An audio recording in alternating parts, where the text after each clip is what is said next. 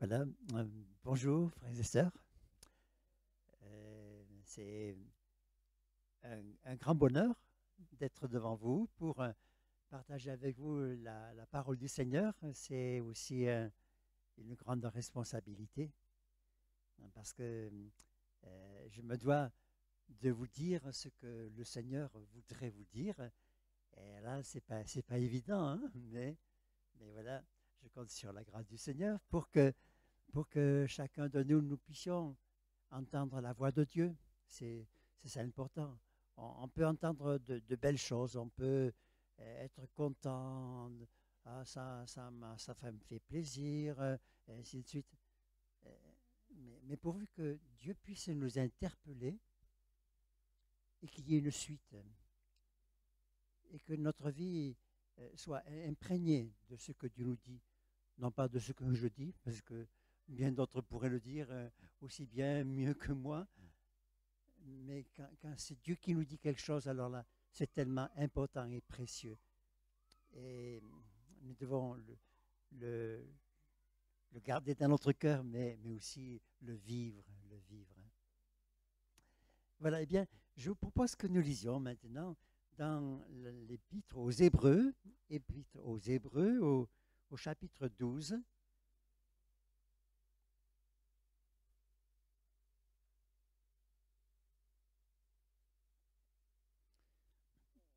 à partir du premier verset, Hébreux, chapitre 12, premier verset.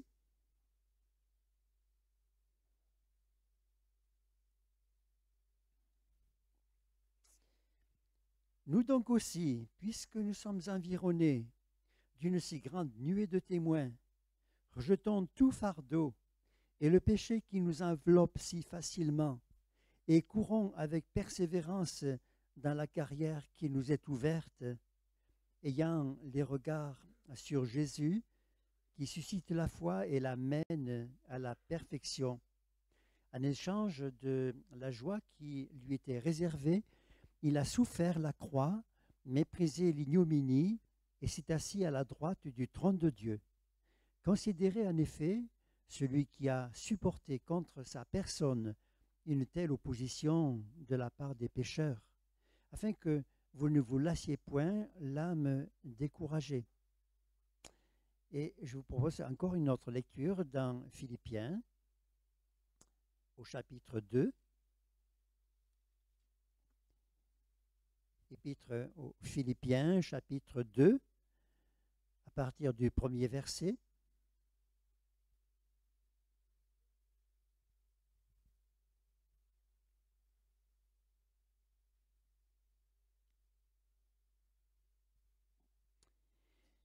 Si donc il y a quelque consolation en Christ, s'il y a quelque soulagement dans l'amour, s'il y a quelque communion d'esprit, s'il y a quelque compassion et quelque miséricorde, rendez ma joie parfaite, ayant un même sentiment, un même amour, une même âme, une même pensée.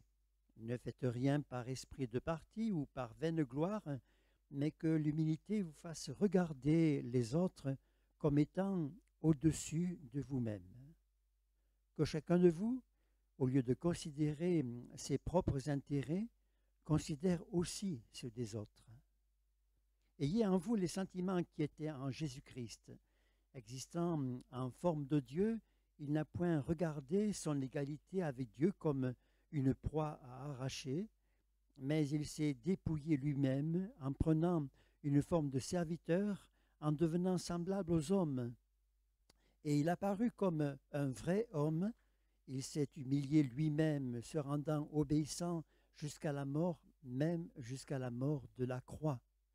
C'est pourquoi aussi Dieu l'a souverainement élevé et lui a donné le nom qui est au-dessus de tout nom, afin qu'au nom de Jésus, tout genou fléchisse dans les cieux, sur la terre et sous la terre, et que toute langue confesse que Jésus-Christ est Seigneur à la gloire de Dieu le Père. Amen. Amen. Je voudrais avec vous ce matin partager cette pensée, le fait de ressembler à Jésus, d'être comme Jésus. C'est pas évident, hein, parce que là, il s'agit d'arriver à la position suprême, s'il y en a une, n'est-ce pas? Être comme lui. Et pourtant, c'est bien cela que Dieu veut. Euh, Quelquefois, eh bien, on se tranquillise ou on s'excuse en disant qu'est-ce que vous voulez, moi je suis qu'un homme, je suis qu'une femme, moi qu'est-ce que je fais ce que je peux. Oui, et quelque part, hein, on l'a tous dit un jour ou l'autre, n'est-ce pas? Parce qu'on prend soin de nous, n'est-ce pas?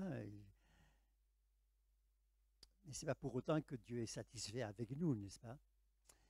Mais, mais nous devons être pénétrés par cette pensée, cette vérité.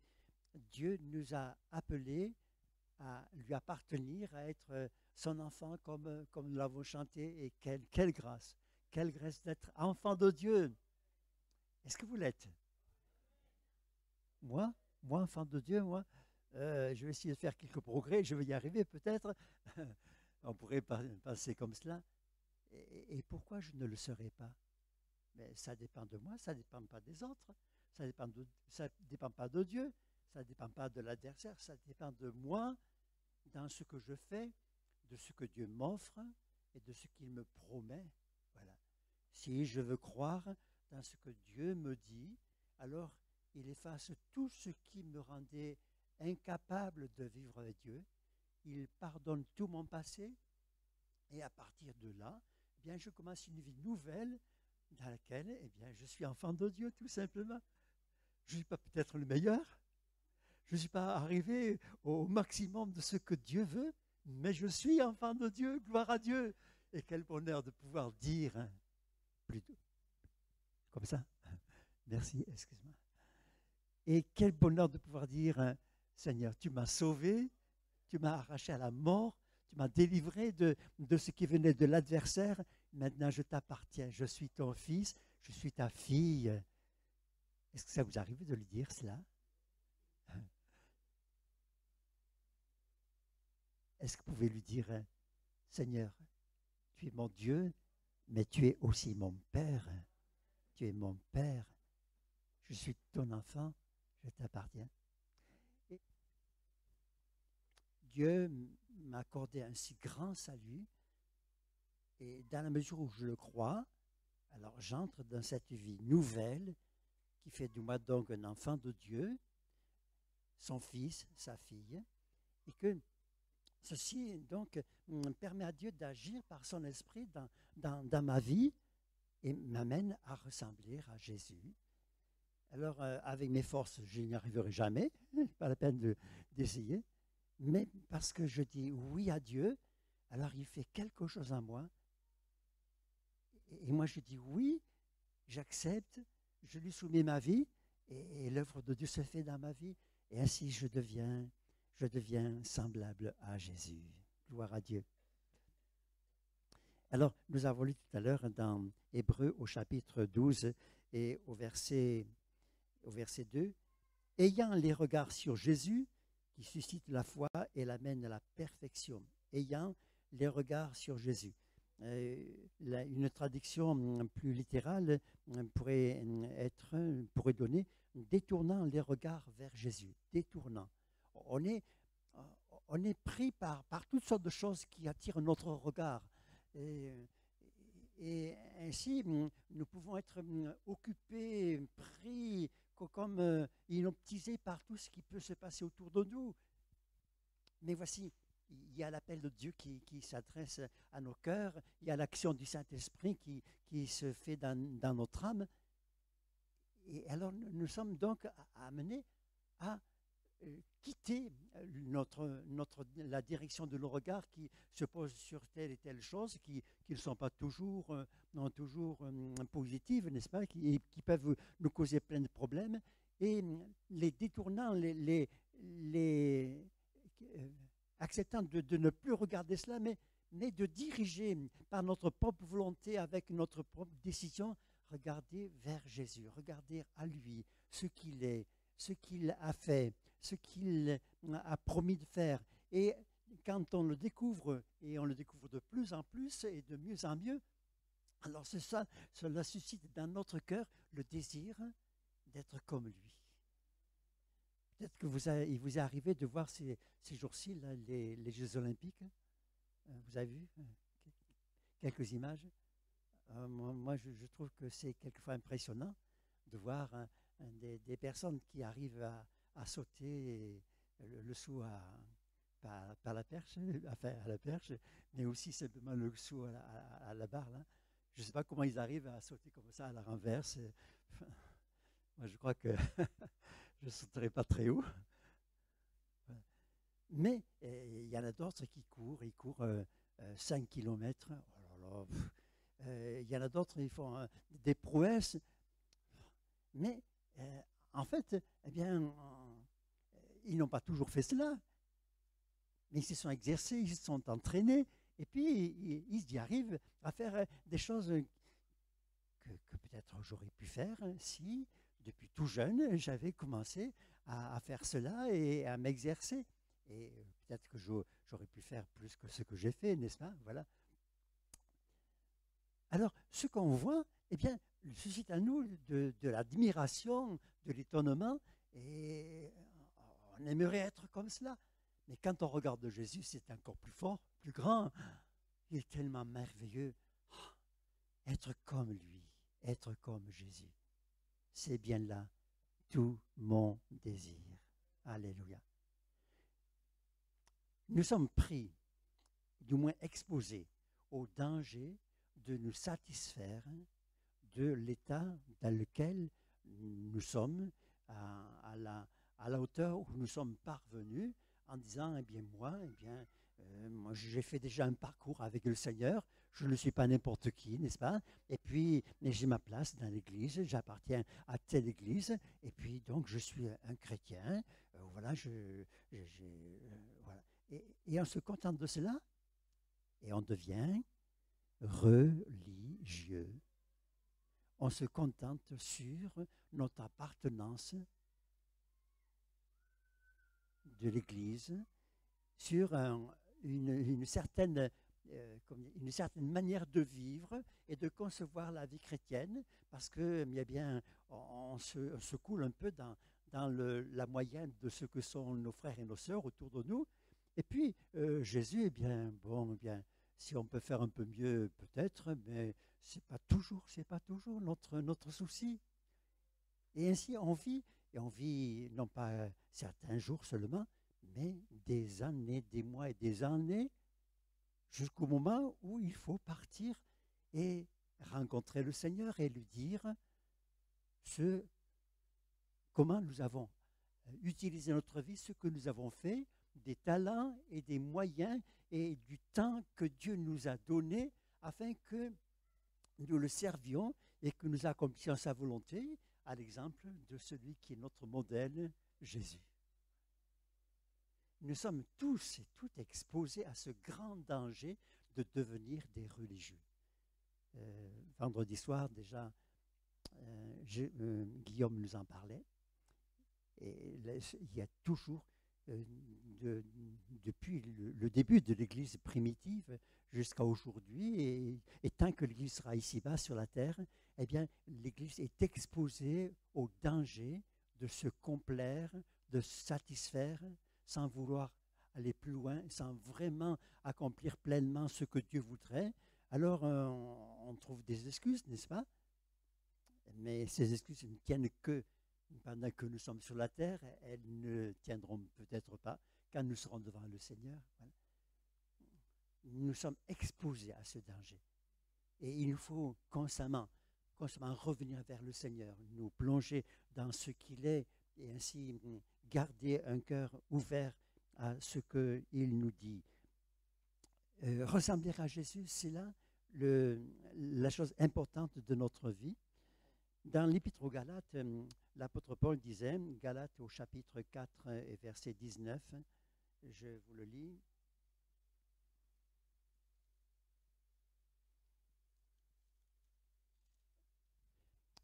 L'apôtre Paul avait des problèmes avec les chrétiens de Galatie, non pas eux-mêmes directement, mais parce qu'il y avait des influences qui venaient de l'extérieur et qui voulaient les faire abandonner les amener à abandonner le vrai évangile pour se tourner vers un autre évangile qui n'était pas le bon. Et l'apôtre Paul a bataillé pendant longtemps pour essayer de ramener ces chrétiens et les délivrer de cette emprise de la séduction et de l'hérésie qui commence à les gagner.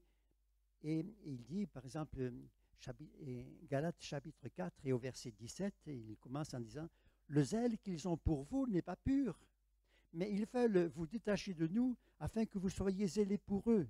Il est beau d'avoir du zèle pour ce qui est bien et en tout temps, et non pas seulement quand je suis présent parmi vous. » Et il ajoute ceci « Mes enfants, pour qui j'éprouve de nouveau les douleurs de l'enfantement, jusqu'à ce que Christ soit formé en vous. » Jusqu'à ce que Christ soit formé en vous.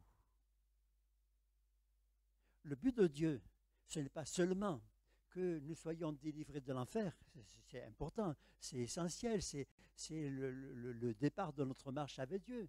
Le but de Dieu, ce n'est pas simplement que nous ayons une vie nouvelle où tout s'arrange. Le but de Dieu, ce n'est pas que nous soyons heureux pour que ainsi la puissance de Dieu pourvoie nos besoins. Mais il est d'accord à nous bénir, à nous aider, et heureusement, et il nous a fait des promesses pour cela. Mais le but de Dieu, c'est que Christ soit formé en nous, que nous soyons marqués par la personne bénie de Jésus. Alors que Dieu nous bénisse. 1 Jean au chapitre 2 et au verset 6 nous dit aussi dans ce sens quelque chose. 1 Jean, première épître de Jean, chapitre 2 et au verset 6. Celui qui dit qu'il demeure en lui, c'est-à-dire en Jésus, doit marcher aussi comme il a marché lui-même. Voilà. Si Christ est formé en moi, si je suis pénétré par ce qu'il est, alors je vais marcher comme lui. D'où maintenant, pour nous, l'intérêt, c'est de savoir comment il a marché, ce qu'il a fait, comment il s'est comporté, quelle était sa manière de vivre, ses intérêts, ses réactions, et ce qui s'est passé à l'encontre contre lui. Et c'est pourquoi, dans ce texte de Hébreux chapitre 12, verset 3, il nous est dit de tourner nos regards, de faire l'effort de regarder, abandonner les regards habituels pour mettre notre regard sur le Seigneur et ainsi découvrir ce qu'il est et l'appliquer à notre vie, le copier, être semblable à lui. Nous avons du travail à faire. Hein. Il y a un grand chantier devant nous, mais nous ne sommes pas tout seuls et le Seigneur va nous aider. Gloire à Dieu. Gloire à Dieu.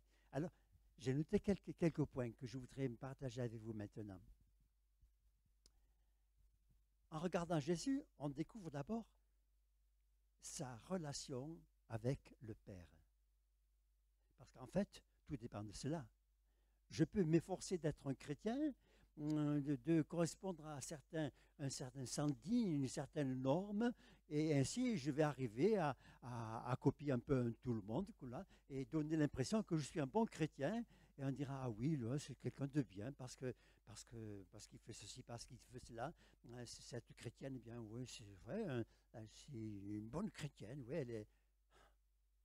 Voilà. Je vais ainsi abuser un peu tout le monde.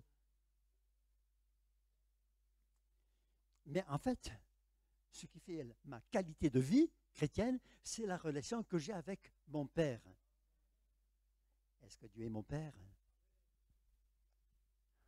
Le Seigneur Jésus avait des problèmes avec les chefs religieux et il leur disait, si Abraham était votre père, vous feriez ce qu'il a fait lui, mais vous ne le faites pas.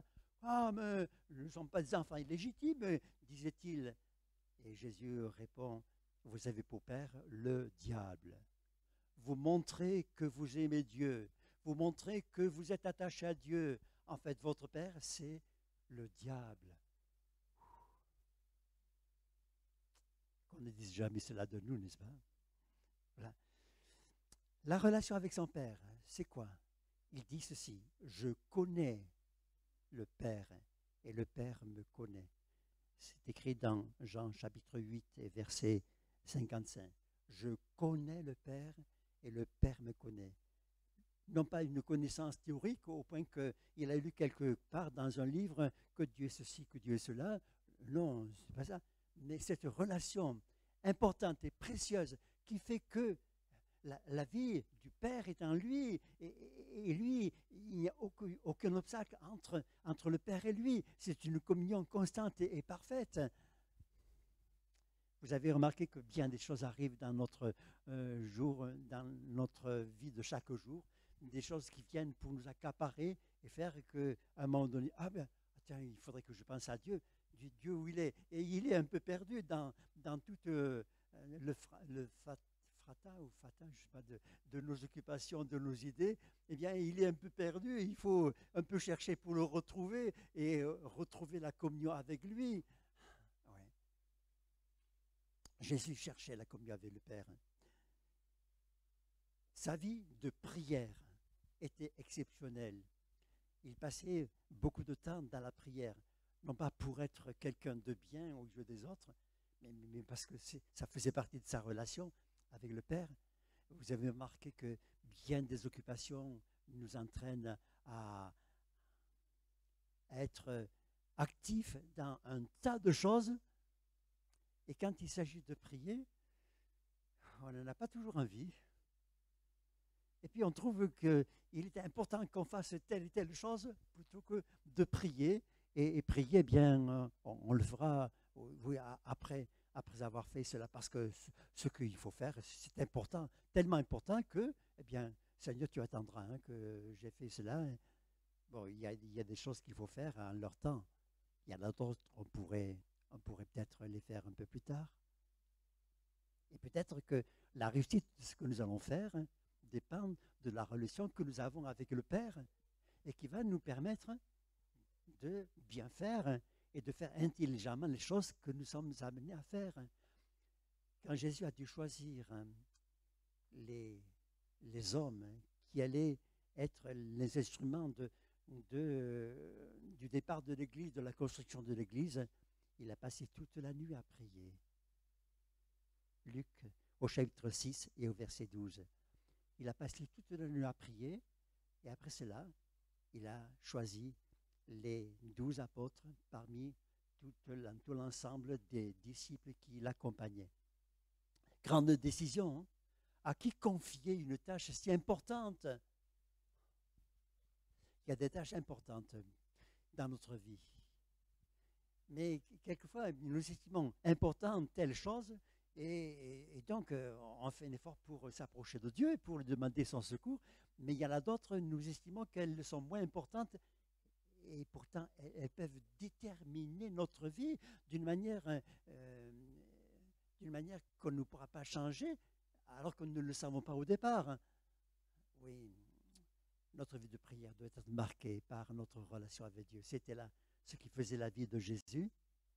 Et puis, l'orientation de sa vie était aussi quelque chose de précieux pour le Seigneur Jésus. Dans Hébreux chapitre 10 et au verset 7, là, ce verset nous révèle la décision que le Seigneur Jésus a prise concernant ce qu'allait être sa vie. Hébreux 10, verset 7. Alors j'ai dit, voici, je viens. Dans le rouleau du livre, il est question de moi pour faire, ô Dieu, ta volonté. Je viens pour faire ta volonté. Alors bien sûr, dans la présence du Père, dans la communion avec le Père, eh bien, il découvrait la volonté de Dieu et puis ensuite, eh bien, il se détermine et il accepte la volonté du Père. Et cela l'a accompagné tout au long de sa vie sur la terre. Et nous le retrouvons encore d'une manière tout à fait glorieuse, magnifique, lorsqu'il est dans le jardin de Gethsémani et qu'on va bientôt l'arrêter. Il est là dans ce temps de prière encore, il prie. Et il demande à ses disciples de prier avec lui. Et lui, il va un peu plus loin. Et là, il prie disant, Père, si tu voulais que cette coupe passe loin de moi sans que je la boive, toutefois, non pas ce que je veux, mais ce que tu veux. Voilà. Je suis là pour faire non pas ce qui me va m'avantager, mais ce que toi tu veux. Ce que toi tu veux. Voilà ce qui faisait la vie de Jésus dans sa communion avec le Père. Voilà. Et ressembler à Jésus, c'est prendre exemple sur le Seigneur dans cet exemple, dans ce que nous venons de lire. Et il y a bien d'autres versets qui nous parlent de cette relation que Jésus avait avec le Père. Une autre caractéristique de la vie de Jésus, c'est son amour, son intérêt pour les âmes perdues qui l'entouraient. Son intérêt. Il aurait pu très bien dire, bon, eh bien, c'est très bien, moi je sais que Dieu prend soin de moi, il veille sur moi, il m'accompagne, eh bien, bon, il y a des malheureux, oui, mais qu'est-ce que vous voulez, mais je ne peux pas porter toute la misère du monde, hein. Enfin, c'est ce qu'on entend quelquefois. Hein.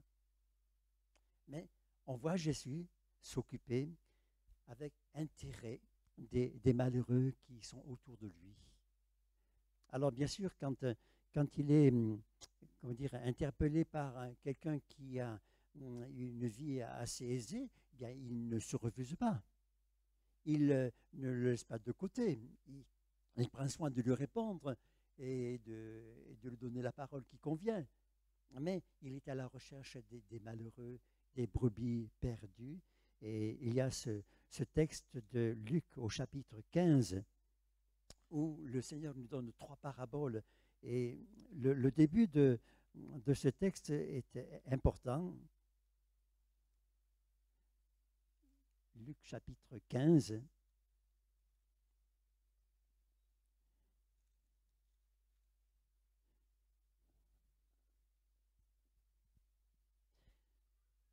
Et je lis les 2 premiers versets. Tous les publicains et les gens de mauvaise vie s'approchaient de Jésus pour l'entendre. Et je relis. Tous les publicains, les gens rejetés d'Israël, et les gens de mauvaise vie s'approchaient de Jésus pour l'entendre. Et les pharisiens et les scribes, les gens religieux donc, murmuraient, disant, cet homme accueille des gens de mauvaise vie et mange avec eux. À la suite de ceci, Jésus va donner ces 3 paraboles. La parabole de la brebis perdue, le berger qui laisse de côté en sécurité, mais laisse de côté les 99 brebis qui ne sont pas en danger et va à la recherche de la 100e qui s'est perdue et qui va bientôt périr. Et il se met en danger pour aller la chercher jusqu'à ce qu'il l'ait trouvée. Et c'est la joie quand il la retrouve. Il parle de la drachme perdue, cette femme qui a perdu une drachme. Elle en a d'autres quelque part, mais la drachme qui est perdue, elle est pour elle importante. Elle va secouer, visiter toute sa maison jusqu'à ce qu'elle ait trouvé la drachme qui était perdue. Puis le Seigneur parle aussi du fils prodigue, ce fils qui avait tout pour être heureux et qui abandonne la maison du Père et il s'en va. Et là, il gaspille tout, il perd sa vie, il devient misérable jusqu'à ce qu'il rentre en lui-même et qu'il revienne à la maison et le Père le reçoit les bras ouverts. Ouais, voilà. Et Jésus donne ces 3 paraboles pour indiquer de quelle manière le Fils de l'homme est là, et son but et son intérêt, sa compassion pour les perdus. Dans Jean au chapitre 4, il y a une histoire. Est-ce que vous avez lu ce chapitre 4 de l'évangile de Jean? Vous avez remarqué ce qui est dans ce chapitre 4 de l'évangile de Jean? Qu'est-ce qui est marqué? Jésus est au milieu d'un champ de violettes, de fleurs, et là, il est content de contempler. Là. Non, pas ça. Il traverse la Samarie en route vers la Galilée, et là, il s'arrête près d'un puits de Sychar. Et là, une femme est en train de venir chercher de l'eau, la Samaritaine. Et il va parler avec cette femme qui a de grands besoins, cette femme qui est un peu perdue dans sa manière de vivre. Et Jésus lui parle au point d'éveiller cette femme sur les choses spirituelles dont elle a besoin et qui sont importantes pour elle. Et à mesure que Jésus lui parle, cette femme ressent en elle quelque chose qui la gagne, qui lui donne envie d'en connaître plus, de vouloir découvrir davantage. Quand elle quitte Jésus, elle quitte le Seigneur avec la conviction que celui qui vient de lui parler, c'est certainement le Messie, le Christ qui devait venir. Et elle va parler à toute la ville où elle est allée, ne serait-ce pas le Christ? Venez voir un homme qui m'a dit tout ce que j'ai fait. Elle est tellement bouleversée, cette femme, parce que Jésus a pris soin de s'occuper d'elle. Elle qui était perdue et qui n'avait aucun espoir. Et puis, cette parole de Jésus, Luc 19 au verset 10, le Fils de l'homme est venu chercher et sauver ce qui était perdu. Alors quand il parle de cela, il parle à la suite de son entretien avec Zachée, cet homme qui lui était vraiment à l'abri du besoin, puisqu'il était percepteur, il avait des moyens pour s'en sortir, mais là sur le chemin, cet homme a envie de voir qui est Jésus. Et il monte sur son arbre. Et quand Jésus passe, Jésus s'arrête et dit, Zachée, hâte-toi de descendre. Il faut que je demeure aujourd'hui dans ta maison. Oui, il y a des besoins dans ta vie. Il semble que sur un plan social, bien, tu es à l'abri, hein, tu es tranquille. Mais il y a un grand besoin dans ta vie. Et je veux t'aider dans ce besoin. Viens, il faut que je demeure aujourd'hui dans ta maison. Et cet homme accepte. Et la vie de cet homme est changée, transformée. Il devient un homme nouveau. Le salut est entré dans cette maison. Gloire à Dieu, gloire à Dieu. Le Fils de l'homme est venu chercher et sauver ce qui était perdu. Voilà ce qui caractérisait les sentiments qui étaient en Jésus. Et quels sont les nôtres? À l'égard des perdus qui sont autour de nous, quels sont les nôtres? Quelle est ma manière de faire? Quelle est la manière de comprendre ma vie par rapport à ceux qui sont dans le besoin autour de moi?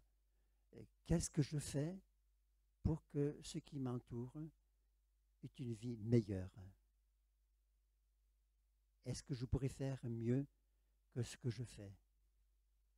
Est-ce que Dieu voudrait m'aider et mettre en moi quelque chose de plus, de nouveau, pour que je puisse mieux faire?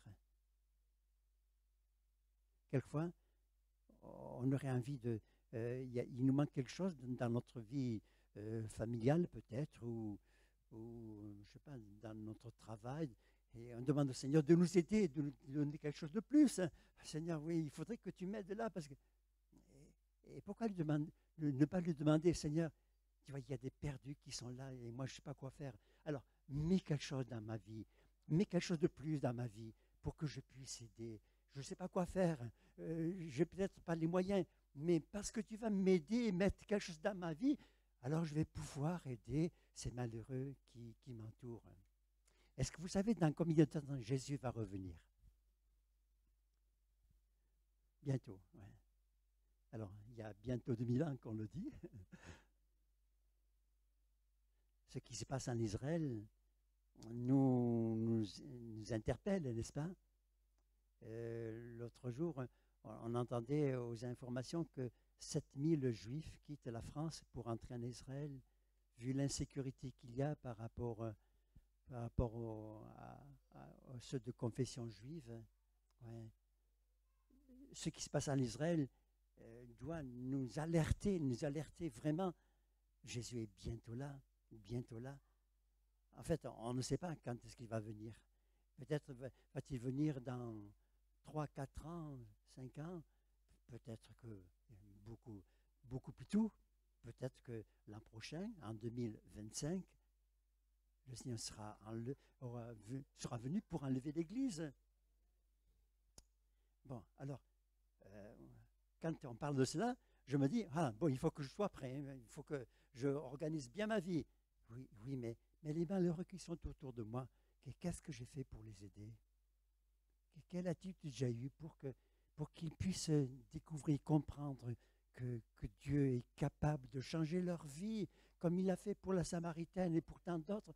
Et qu'est-ce que j'ai fait pour qu'ils sachent cela? Regardez, combien de temps nous sommes ici dans cette église? Ça fait combien? 20 ans?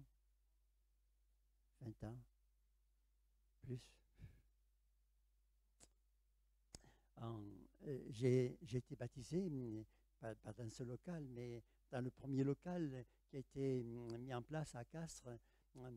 Lorsque l'église a commencé, c'était en 59, rue Maillot. Ce local n'existe plus, mais voilà, j'étais un des premiers baptisés avec une chrétienne qui maintenant est à Toulouse, je crois. Voilà. Ouais. En 59. Ça fait combien? Près de 60 ans? 65. Ouais.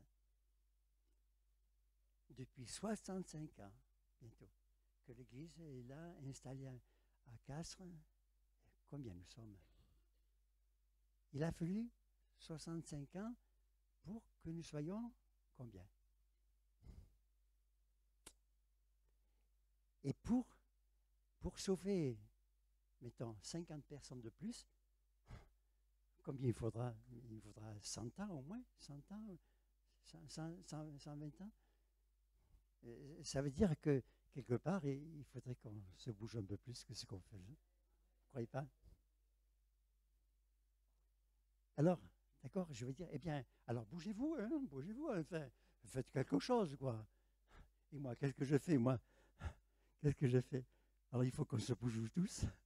Et le Seigneur est d'accord de nous booster, là, de nous interpeller, de mettre en nos cœurs un feu nouveau qui nous pousse en avant et qui fasse que, au lieu de penser toujours à notre bien-être, comme le disait Guillaume vendredi soir, hein, nous puissions penser aussi aux malheureux qui ont besoin d'entendre de notre bouche, qu'il y a une bonne nouvelle pour eux, qu'il y a le moyen pour eux de s'en sortir.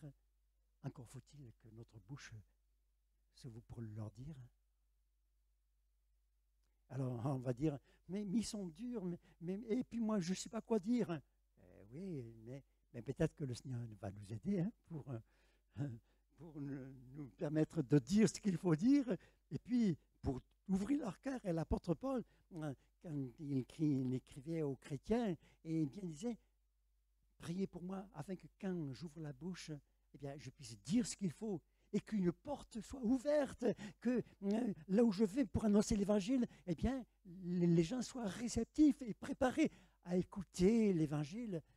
Alors, celui qui aujourd'hui me tourne le dos quand je veux lui parler du Seigneur, peut-être demain, parce que j'aurai prié et que le Seigneur aura touché son cœur, il sera vide et il va me dire bonjour. Et il sera là en train d'attendre quelque chose, comme le boiteux du temple qui attendait qu'on lui donne quelque chose. Et l'apôtre Pierre a dit, ce que j'ai, je te le donne au nom de Jésus de Nazareth. Prends ton lit et marche.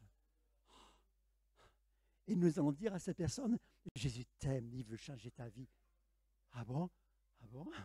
Eh bien oui, c'est vrai, amen. Que Dieu nous aide. Alléluia, il y a du travail. L'amour pour les âmes perdues. Le pourquoi de la vie de Jésus. Qu'est-ce qu'il était là? Que devait-il faire? À quoi devait se consacrer sa vie? Il était venu, comme nous l'avons dit tout à l'heure, chercher et sauver ceux qui étaient perdus. Et pour cela, eh bien, il a attendu qu'on le promène sur une chaise porteur avec plein de coussins, vous savez, pour aller chercher ceux qui étaient perdus. Vous avez remarqué cela, que Jésus, on le promenait comme ça, tranquillement, avec un parasol pour protéger du soleil. Ouais, tout était bien.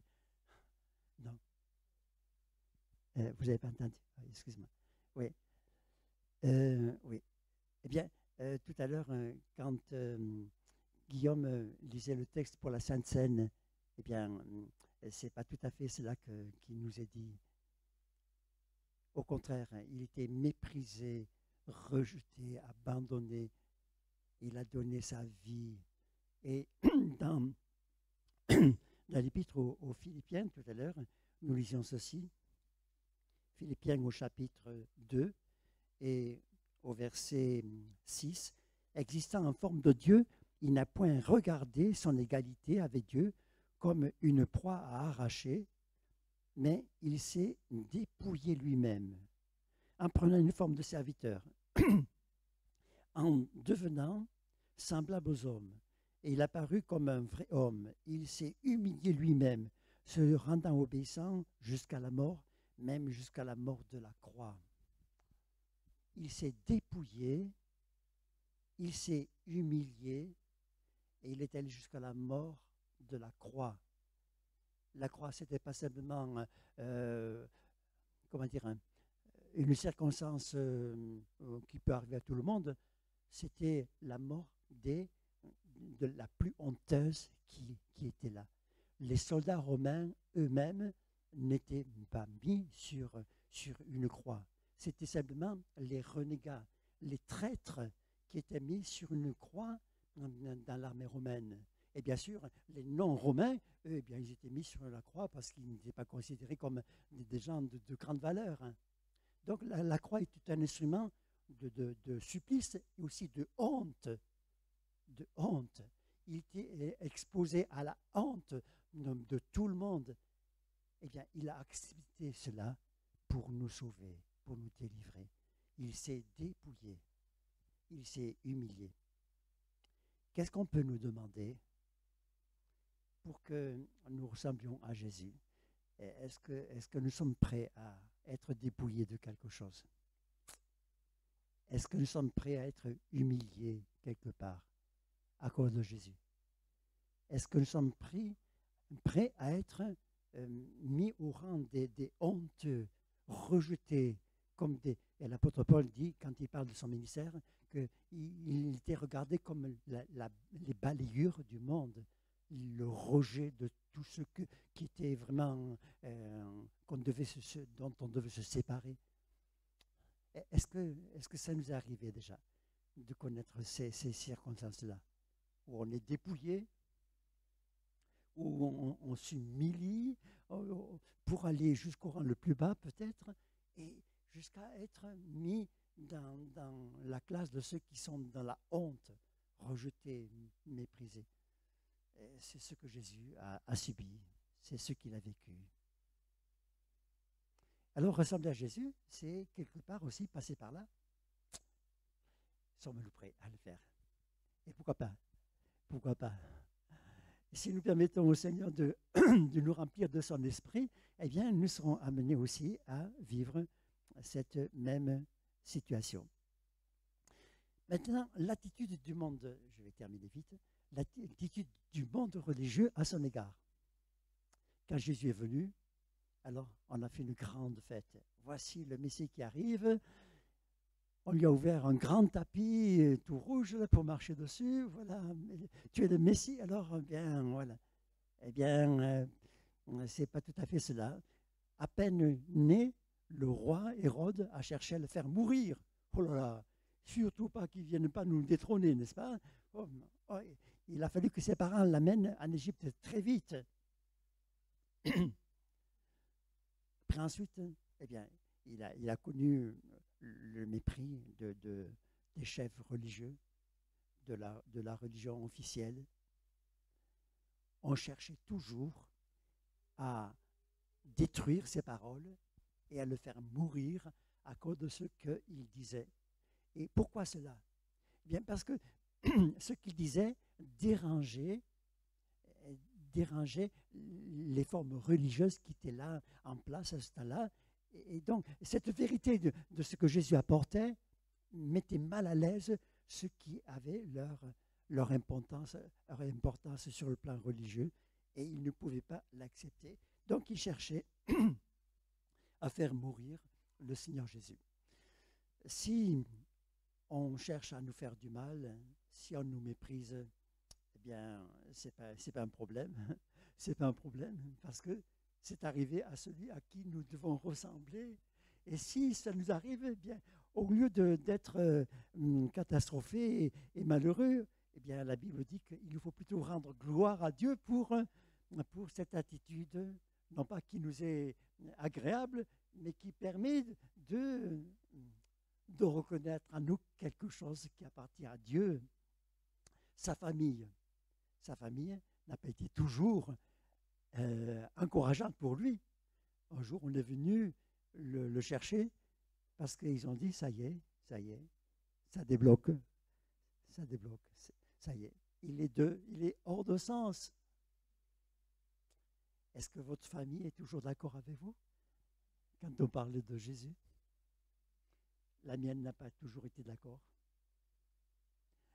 Quand j'ai quitté mon travail pour servir le Seigneur, donc j'ai quitté la région et je suis allé dire au revoir à mes parents. Ça a été pour eux une grande déception. Ils pensaient à un avenir autre pour moi. Et puis, devenir donc un évangéliste, c'est ainsi qu'on pouvait dire les choses, dans une religion nouvelle qui apparaissait plutôt comme une secte en ce temps-là. Voilà. C'était quelque chose de pas très, très, très honorant pour mes parents. Alors, le lendemain matin, quand je suis parti prendre le car là, au-dessous de notre maison, à la route qui passait en bas, ma mère m'a accompagné et en partant, elle m'a dit, tu n'as plus besoin de nous écrire, tu n'es plus notre fils. Voilà, je suis parti. C'était très, très, très encourageant. Mais plus tard, je les ai revus, puis tout s'est arrangé, bien sûr. Ils ne comprenaient pas. Voilà. On n'est pas toujours compris par notre famille. Et ne cherchons pas à être compris.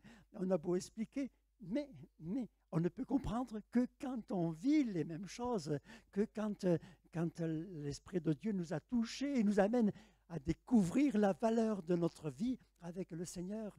Alors, qu'importe si nous sommes méprisés ou incompris. Et dans le texte que nous avons lu tout à l'heure, Hébreux au chapitre 12, considérez en effet celui qui a supporté contre sa personne une telle opposition de la part des pécheurs, afin que vous ne vous lassiez point l'âme découragée. Considérez. Regardez avec intérêt, avec application, comment Jésus a été méprisé, rejeté, bafoué. Et quand on voit cela, eh bien, qu'importe. Mais le meilleur, c'est de lui appartenir. Le meilleur, c'est de vivre avec lui.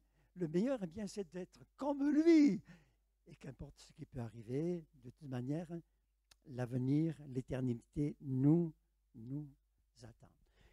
Le monde est incapable d'écouter la parole du Seigneur, incapable de comprendre.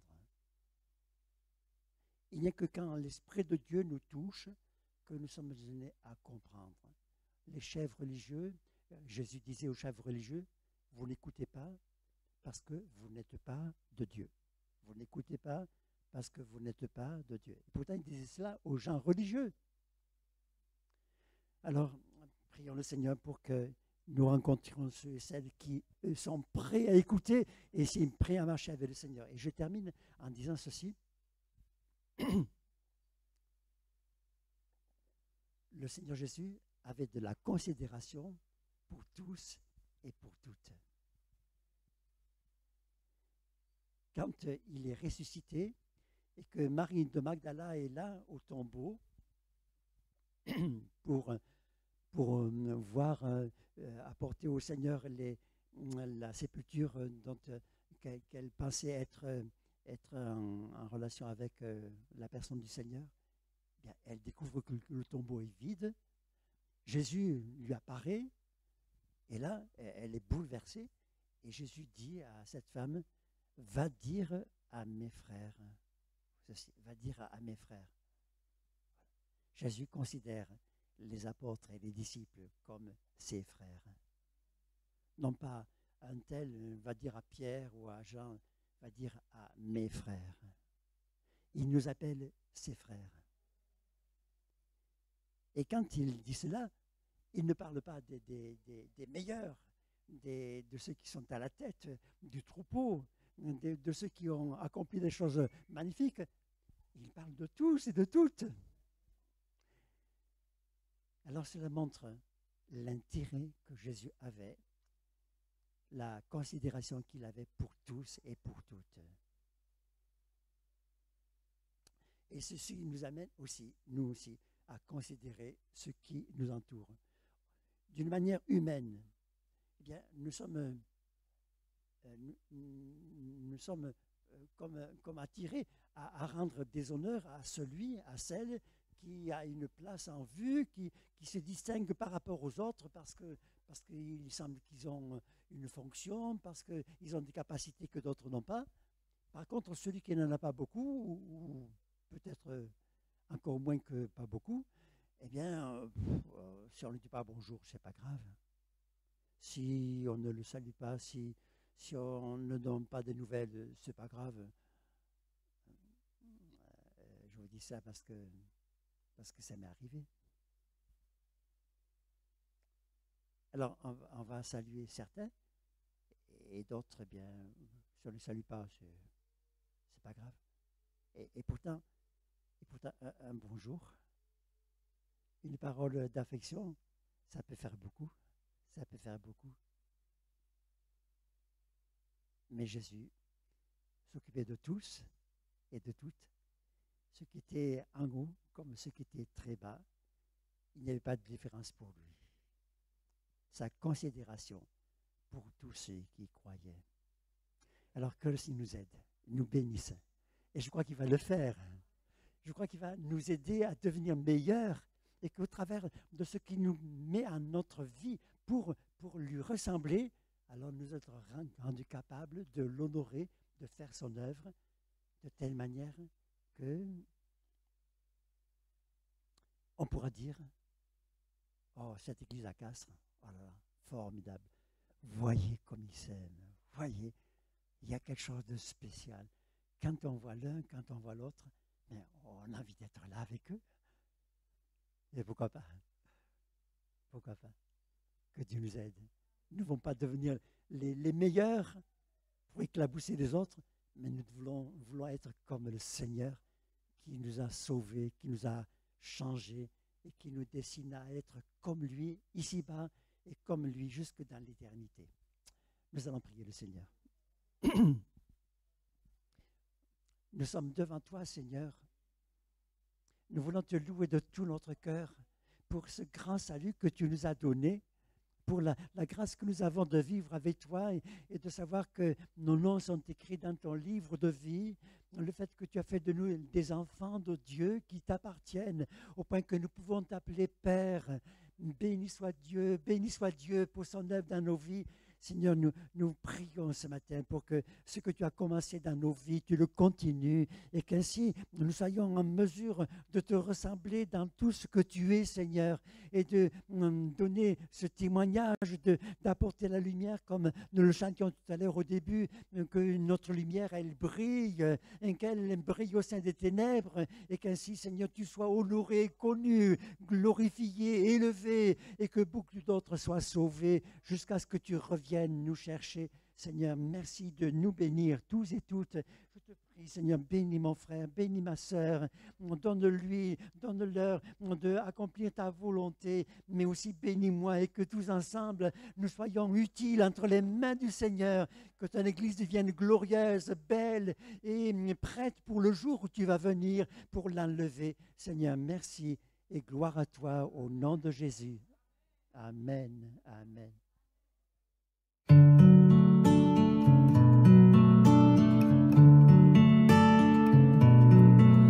Well, I heard there was a secret chord that David played and it pleased the Lord. But you don't really care for music, do ya? Well, it goes like this, the fourth, the fifth, minor fall and major lift, the baffled king composing hallelujah, hallelujah, hallelujah, hallelujah, hallelujah.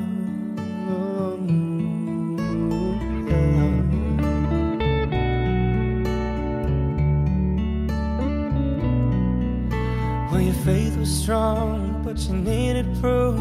You saw her bathing on the roof. Her beauty in the moonlight overthrew you.